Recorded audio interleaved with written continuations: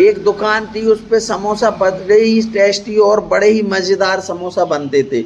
उसके समोसा खाने के लिए बहुत ज़्यादा भीड़ इकट्ठा होती थी। और जैसे ही समोसे निकले और वैसे ही जनता टूट पड़े उन समोसों पर। इतना टेस्टी और स्वादिष्ट समोसा बनाता था।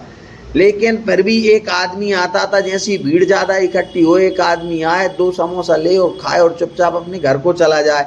एक कर्मचारी उसमें बहुत ज़्यादा बदमाश था। वो कहने लगा कि सेठ जी, एक आदमी आता है और दो समोसा लेकर खाकर रोज चला जाता है। तो सेठ जी ने कहा चलो खाने दो। तो सेठ जी से उसने कहा, तो वो सेठ जी से कहा उस कर्मचारी ने, तो वो सेठ ने कहा भाई खाने दो।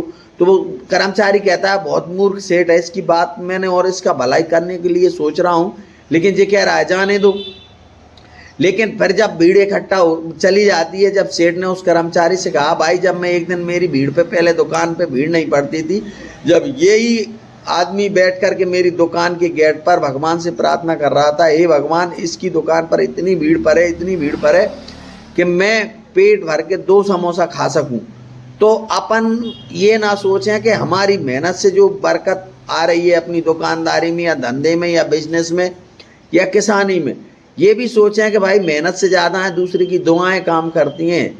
दुआएं जो आप लेकर साथ में चलेंगे तो जीवन में आप कभी फेल नहीं होंगे। और जो हो रहा है और जो अपना कुछ कोई खा रहा है तो उस पर विशेष ध्यान ज़्यादा ना दें। हो सकता है अपन उसका नसीब का ही खा रहे हों, लेकिन कुछ लोग क्या रहता है कि कमाने से ज़्यादा जो कोई अपना पैसा खा रहा है उस पर ज़्यादा ध्यान देते हैं। भाई ऐसा मत करिए, न जाने आप किसके नसीब का खा रहे हैं और किन की दुआओं से आपकी दुकानदारी चल रही है। जय श्री राधे, जय श्री श्याम।